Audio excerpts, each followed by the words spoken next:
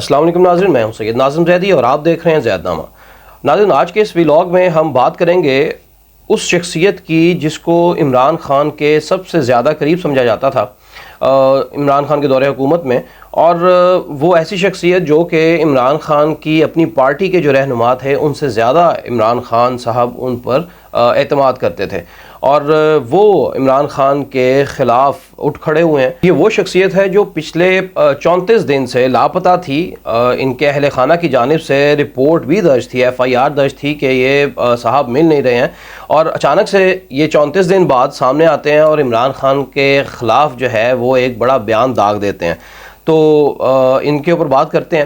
اور دوسرا ناظرین، یہ جو 164 کا جو بیان آیا ہے اس کے اوپر بات کریں گے کہ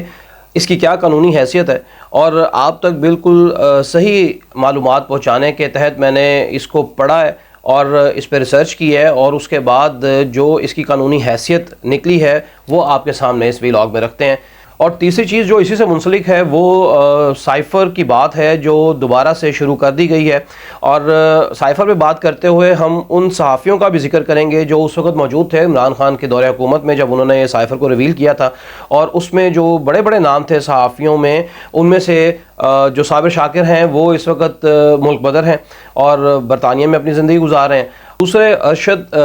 شریف شہید جو کہ اس وقت موجود تھے اور اس سائفر کے عینی شاہد تھے، انہیں بڑی بے دردی سے، بے رحمی سے شہید کر دیا گیا۔ اور تیسرے عمران ریاض خان صاحب جو کہ افغانستان کے کچھ لوگوں کی جانب سے ابھی تک نظر بند ہیں اور وہ منظر عام پر نہیں ہیں، ان کا بھی ذکر کریں گے جو کہ سائفر کے عینی گواہ تھے جنہوں نے یہ چیز دیکھی تھی پرائم منسٹر ہاؤس میں۔ حضرت اپنے ویلاگ کا باقاعدہ آغاز کرتے ہیں اور سب سے پہلے بات کر لیتے ہیں اس شخصیت کی جو کہ عمران خان کے سب سے زیادہ قریبی سمجھے جاتے تھے، وہ ہے اعظم خان صاحب۔ اعظم خان صاحب کے حوالے سے فیصل وارڈا نے ابھی مہر بخاری کے پروگرام میں یہ بات کہی کہ اعظم خان صاحب وہ شخصیت ہے جو عمران خان اور فیض حمید صاحب کی کوئی بھی بات کو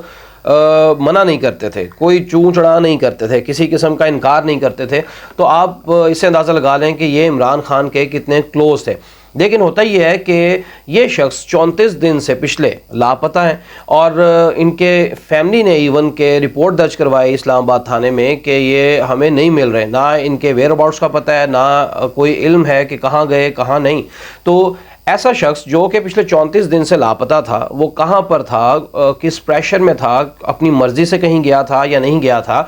اس نے اچانک سے 34 دن بعد ایک بیان دیا ہے، اور وہ بیان یہ ہے کہ عمران خان نے جو امریکہ کا نام لیا سائفر کے حوالے سے، وہ انہوں نے اپنی حکومت کو بچانے کے لیے لیا، اور اسے پاکستان کی بڑی ہرزہ سرائی ہوئی اور نام خراب کیا اپنی صرف حکومت کو بچانے کے لیے۔ تو عمران خان کے اوپر یہ ایک الزام لگایا جس کو غداری کے زمرے میں لیا جا رہا ہے۔ اب بات یہ ہے کہ 34 دن تو یہ شخص منظر عام پر نہیں رہا، ان کے گھر والے پریشان تھے کہ یہ کہاں غائب ہو گئے، اور FIR درج ہے ایون جو اسلام آباد پولیس ہے انہوں نے اپنے ٹویٹر کے اوپر یہ بیان دیا ہوا تھا کہ جس کو بھی علم ہو اعظم خان صاحب کا تو وہ 15 پہ رابطہ کریں، تو وہ بھی ان کی تلاش میں تھے۔ اس کا مطلب یہ کہیں پہ یا تو خود گئے تھے یا ان کو کسی نے رکھا ہوا تھا چھپا کر کہ یہ منظر عام پر نہ آئے، اور اب اچانک سے 34 دن بعد ان کے ذہن میں کیا آیا کہ انہوں نے ایک سٹیٹمنٹ جو ہے وہ جاری کر دی۔ اب یہ سٹیٹمنٹ کا ذکر کر لیتے ہیں کہ یہ سٹیٹمنٹ کیا چیز ہے، اور اس سٹیٹمنٹ کو 164 CRPC یعنی کرمنل پروسیجر کوڈ میں سیکشن 164 کا نام دیا جاتا ہے، اور یہ 164 جو ہے وہ ایک سٹیٹمنٹ ہے، صرف ایک بیان ہے۔ یہ اس پہ میں نے تھوڑی سی ریسرچ بھی کی، اور ہمارے بڑے عزیز advocate, senior advocate high court Imran Khan صاحب ہیں، ان کا نام بھی عمران خان ہے، تو ان سے میں نے تھوڑا سا اس پہ ڈسکس کیا اور ان سے پوچھا کہ یہ ہے کیا چیز، اور کچھ پڑھا بھی، انہوں نے مجھے اس کو پڑھایا بھی۔ اب اس میں سٹیٹمنٹ یہ ہے کہ یہ جو 164 سیکشن ہے CRPC کا، کرمنل پروسیجر کوڈ کا، یہ کہتا ہے کہ جو شخص اپنی کوئی سٹیٹمنٹ کسی بھی مجسٹریٹ کے سامنے جا کر ریکارڈ کروانا چاہے وہ کروا سکتا ہے اپنی فری ول کے ساتھ. اور اس میں یہ درج ہے کہ جج جو ہے وہ اس اسٹیٹمنٹ دینے والے کو یہ کہتا ہے کہ you are not bound to record your statement in front of me with any compulsion. تو فری ویل کے ساتھ کوئی بھی شخص اپنی اسٹیٹمنٹ جو ہے وہ ریکارڈ کروا سکتا ہے. اب اچانک سے اعظم خان صاحب جو ہیں وہ اپنی اسٹیٹمنٹ ریکارڈ کرواتے ہیں اور منظر عام پر نہیں آتے. سب سے امپورٹنٹ بات یہ ہے کہ اعظم خان صاحب ابھی تک منظر عام پر نہیں ہیں اور ان کی صرف ایک اسٹیٹمنٹ آتی ہے. امپورٹنٹ بات یہ کہ 164 سیکشن میں صرف اسٹیٹمنٹ ہے جو کہ دو طرح سے لکھوائی جا سکتی ہے. یا تو ایک ایکیوزڈ پرسن ہو جس کے اوپر الزام لگا گیا ہو تو وہ لگوا سکتا ہے اپنی یہ اسٹیٹمنٹ جا کے مجسٹریٹ کو. اب ایکیوز جو ہے وہ تو کنفیشن کرے گا. اگر کسی کے اوپر الزام ہے تو اس نے جا کے کنفیشن کرنی ہے اور اس نے کہنا ہے کہ جی میں نے یہ گناہ کیا ہے اور میں ایڈمٹ کرتا ہوں, ٹھیک ہے. تو یہ تو ایک ہوگی کنفیس کرنے والی اسٹیٹمنٹ. دوسری یہ ہے کہ گواہ کے طور پر کوئی اسٹیٹمنٹ لکھوا سکتا ہے. تو یہ جو اعظم خان صاحب کی اسٹیٹمنٹ ہے یہ گواہی کے زمرے میں آتی ہے, لیکن ابھی یہ کلیئر نہیں ہے کہ یہ اعظم خان صاحب نے لکھوائی بھی ہے یا نہیں, کیونکہ ایک پیج کے اوپر یہ اسٹیٹمنٹ آتی ہے اور اس کے نیچے صرف اعظم خان صاحب کے سائن ہے. تو یہ 164 کی جو اسٹیٹمنٹ ہے یہ صرف ایک گواہی کے طور پر انہوں نے پیش کی ہے. اب اس کا کتھارسس کرتے ہیں وہ یہ کہ 164 کی جو اسٹیٹمنٹ ہے وہ تب تک اپلیکیبل نہیں ہوتی جب تک کہ وہ 364 کے تحت, سیکشن 364 کے تحت میجسٹریٹ کے تھرو لکھی نہیں جاتی, میجسٹریٹ کی اس کے اوپر سٹیمپ نہیں ہوتی, میجسٹریٹ کے اس کے اوپر سائن نہیں ہوتے, تو پھر یہ میموریبل ہی نہیں بنتا. تو یہ میموریبل ہی اسی صورت بنے گا کہ جب میجسٹریٹ کے سائن موجود ہوں گے اور اس کی سٹیمپ موجود ہوگی. تو یہ جو اسٹیٹمنٹ آئی ہے, امپورٹنٹ بات یہ ہے کہ 164 کی اسٹیٹمنٹ دے دی گئی, وٹنس کے طور پہ دے دی گئی, گواہ کی حیثیت سے دے دی گئی, لیکن وہ حصہ بن سکتی ہے ریکارڈ کا یا نہیں. اب اس حد تک تو ریکارڈ کا حصہ بن سکتی ہے کہ یہ ایک شخص نے اسٹیٹمنٹ دی ہے اور وہ ایک پیج پہ اور اس کے سائن اس پہ موجود ہیں, وہ تو سامنے آ گئی. لیکن وہ قانونی اس کی کیا حیثیت ہے, ابھی تک اس کی قانونی حیثیت نہیں بنتی, کیونکہ وہ شخص کل کو اپنے زبان سے اپنی بات سے پھر سکتا ہے. ابھی تو یہ کلیئر نہیں ہے کہ انہی کی اسٹیٹمنٹ ہے, ایون ان کے سائن اس پہ موجود ہیں, لیکن وہ سامنے نہیں ہے, منظر عام پر ایک شخص نہیں ہے اور وہ 34 دن سے غائب ہے, وہ پتہ نہیں کس کے پریشر میں ہے, کہاں پہ موجود ہے اور کہاں سے وہ اسٹیٹمنٹ جاری ہوگی. دوسرا یہ امپورٹنٹ بات ہے کہ اگر 364 کے تحت جس وقت میجسٹریٹ سامنے موجود ہو اور اس کے سامنے آپ یہ اسٹیٹمنٹ دیتے ہیں اور میجسٹریٹ پھر اس اسٹیٹمنٹ کو لکھنے کے بعد اس پہ اپنے دستخط کرتا ہے, اپنی اسٹیمپ لگاتا ہے, پھر وہ میموریبل کا حصہ بنتی ہے, وہ ایک لیگل اس کی حیثیت جو ہے وہ باقاعدہ بن جاتی ہے کہ وہ پھر بعد میں وہ اسی کے خلاف استعمال ہو سکتی ہے, اس شخص کے خلاف, کیونکہ اس نے یہ اسٹیٹمنٹ میجسٹریٹ کے سامنے دی ہے. میجسٹریٹ جو ہے وہ اب خود وٹنس ہو گئے کہ اس شخص نے میرے سامنے یہ گواہی دی ہے. لیکن اس اسٹیٹمنٹ کے اوپر, اس کاغذ کے اوپر کوئی بھی سٹیمپ نہیں ہے, کسی میجسٹریٹ کے سگنیچر نہیں ہے, تو آپ خود دیکھیں کہ یہ ویسے ہی جو ہے وہ نل اینڈ وائڈ اختیار کر جاتی ہے حیثیت, کیونکہ اس کا کوئی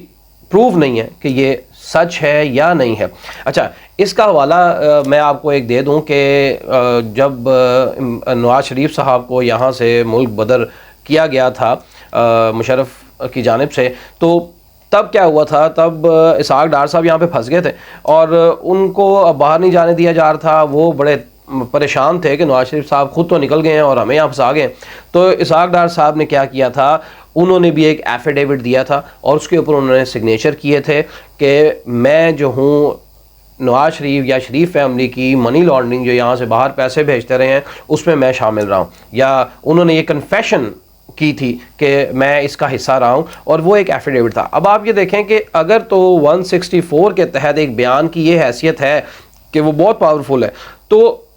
اسحاق ڈار صاحب جو ہیں وہ تو اپنے بیان سے پھر گئے تھے. انہوں نے تو انکار کر دیا تھا کہ جی مجھ سے یہ پریشر کے ذریعے سے سائن کروائے گئے تھے. اب واللہ عالم کل کو اعظم خان صاحب منظر عام پر آتے ہیں اور وہ بھی یہی کہہ دیں کہ جی مجھ سے بھی یہ پریشر کے ذریعے سے سگنیچر کروائے گئے تھے اور 34 دن سے تو ویسے ہی لاپتہ ہیں, ابھی تک وہ منظر عام پر نہیں ہے, سامنے نہیں آئے, ان کی کیا کنڈیشن ہے ہمیں کچھ نہیں پتہ. تو یہ اس کی میں نے آپ کو قانونی حیثیت بتا دی کہ 164 کا جو بیان ہے CRPC کے تحت سیکشن 164 کا بیان, اور پھر سیکشن 364 جو ہے اسٹیٹمنٹ جو ریکارڈڈ ہے جج کی طرف سے, اس کی کیا حیثیت ہے. تو دونوں کی حیثیت میں اب آپ کو فرق سمجھ آ جانا چاہیے. تو یہ کوئی بھی شخص دینے کے بعد اپنا بیان اور اس پہ سے پھر سکتا ہے جب تک کہ وہ 364 کا حصہ نہ بن جائے، اور جو پھر اس کے خلاف قانونی کارروائی کی طور پہ استعمال کی جا سکتی ہے، لیکن ابھی یہ استعمال نہیں ہو سکتی۔ تو اعظم خان صاحب کیا پتہ بعد میں آ کے اور سامنے کہیں کہ جی مجھے تو پریشرائز کیا گیا تھا اور میں نے یہ اسٹیٹمنٹ اس کنڈیشن میں دی تھی، ٹھیک ہے جی۔ تو یہ دیکھتے ہیں آنے والے دنوں میں، کہا تو یہ جا رہا ہے کہ اعظم خان صاحب بھی منظر عام پر آئیں گے، جب آتے ہیں تو پھر اس کی قانونی حیثیت بھی دیکھ لیں گے اور پتہ چل جائے گا کہ یہ سچ ہے یا نہیں۔ اچھا ناظرین، تو نیکسٹ بات یہ کرتے ہیں کہ جو اس وقت جب سائفر والا یہ معاملہ ڈسکلوز کیا گیا تھا عمران خان کی جانب سے، تو وہاں پر جو موجود صحافی تھے ان میں کافی سارے صحافی ابھی بھی شوز اپنے کر رہے ہیں، پاکستان میں ہی موجود ہیں، لیکن ان میں سے چند صحافی جو کہ اب منظر عام پر موجود نہیں ہیں، جن میں سے ایک بابا انویسٹیگیشن جرنلزم جو ارشد شریف صاحب تھے، ان کو تو بے دردی سے شہید کر دیا گیا، اور ابھی تک اس کا کوئی کنکلوژن نہیں نکلا، کوئی رزلٹ نہیں آیا، کچھ پتہ نہیں چلا۔ ہم یہاں پر انصاف کی بات کر رہے ہیں کہ جی سائفر پہ بھی انصاف چاہیے، تو ارشد شریف کو ابھی تک آپ انصاف نہیں دلا سکے، جو شخص صحافت کے لیے اپنی جان دے گیا، تو باقی چیزوں کے لیے انصاف کے لیے لوگ اپنے سر پیٹ رہے ہیں اور شور مچا رہے ہیں کہ جی انصاف دینا چاہیے، عمران خان کو غدار ثابت کرنا چاہیے اس چیز میں۔ تو پہلے ارشد شریف کو تو انصاف دے دیں، لیکن نہیں نظر آتا، کیونکہ جو لوگ اس میں ملوث نظر آتے ہیں، جن لوگوں کے اس میں لنکس نظر آتے ہیں، تو میرا نہیں خیال وہ مستقبل قریب میں یہ سارٹ آؤٹ ہو پائے گا معاملہ۔ دوسری بات یہ ہے کہ جو صابر شاکر صاحب موجود تھے اس سائفر کو جب ریویل کیا گیا پرائم منسٹر ہاؤس میں، تو صابر شاکر صاحب نے ابھی اپنا ویلاگ کیا اور انہوں نے کہا کہ یہ بالکل ٹھیک ہے، ہمیں دکھایا بھی گیا تھا، ہم وہاں پہ موجود تھے، اور اس کے بعد ان کا یہ بھی کہنا ہے کہ جو فورن منسٹری ہے، فورن منسٹری میں بھی وہ لوگ موجود ہیں جن کو اس حقیقت کا پتہ ہے۔ تو صابر شاکر بھی اپنی بات پر ابھی قائم ہے، جبکہ وہ ملک بدر ہیں، بیرون ملک زندگی گزار رہے ہیں، مجبور ہیں وہ بھی، کیونکہ یہاں پہ بڑے خطرات تھے اس دور کے جرنلسٹ کو جو عمران خان کے ساتھ تھے۔ تو اس میں سے اب ایک اور نام عمران ریاض خان صاحب کا۔ اب عمران ریاض خان صاحب جو ہیں انہوں نے بھی اپنے ویلاگ جب کیے تو اس سائفر کے ریویل ہونے کے بعد انہوں نے یہ بتایا اپنے ویلاگز میں کہ میں نے یہ سائفر دیکھا ہے اور یہ حقیقت پر مبنی ہے۔ تو اب عمران ریاض خان کو یا تو سامنے لے آیا جائے، ان کو چھوڑ دیا جائے، ان کو جو افغانی جو ہیں وہ پکڑ کے لے گئے ہیں، جو کہ آئی جی پنجاب نے کہا عدالت میں جج کے سامنے کہ جو فون کالز ہیں ان کا لنک جو ہے وہ افغانستان سے کچھ ملتا دکھائی دے رہا ہے۔ تو گزارش ہے ان افغانیوں سے کہ وہ ان کو ذرا آزاد کر دیں، تھوڑے عرصے کے لیے ہی کر دیں، تاکہ یہ جو سائفر کا مسئلہ ہے اس میں بھی آ کے وہ بھی اپنا بیان ریکارڈ کروا سکیں کہ انہوں نے کیا دیکھا تھا، وہ سچ تھا یا جھوٹ تھا۔ تو اب کم از کم عمران ریاض خان صاحب کو اس پہ سامنے آنا چاہیے، اور ایک اور ان کی عمران ریاض خان صاحب کی بڑی شدید ضرورت پڑنے والی ہے ابھی مستقبل قریب میں، وہ اس کے لیے میں علیحدہ ایک ویلاگ کروں گا، کیونکہ میں نے جو ان کے ساتھ وقت گزارا تھا، ان کو میں نے جس طرح کام کرتے دیکھا تھا، اب پچھلے سال ان کی شدید ضرورت پڑنے والی ہے، جو کہ انہوں نے میسو لیول پہ اختیارات نہ ہونے کے باوجود بہت بڑے پیمانے پر انہوں نے جو کام کیا تھا، جو انہوں نے خدمت کی تھی، اس کے حوالے سے میں ایک اور ویلاگ کروں گا۔ یہ ویلاگ تھوڑا سا لمبا ہو گیا تو اس پہ پھر تفصیلی ایک ویلاگ میں بات کریں گے۔ تو ناظرین، اگر یہ ویلاگ آپ کو پسند آیا تو چینل کو سبسکرائب کیجئے گا اور ویڈیو کو لائک کیجئے گا، اور اپنے کمنٹ سے لازمی آگاہ کیجئے گا کہ جو چیزیں اس میں مینشن کی گئی ہیں وہ قانونی حیثیت سے آپ متفق ہیں اس کی یا نہیں ہیں۔ اجازت دیجئے، ملتے ہیں اپنے اگلے ویلاگ میں۔ اللہ حافظ۔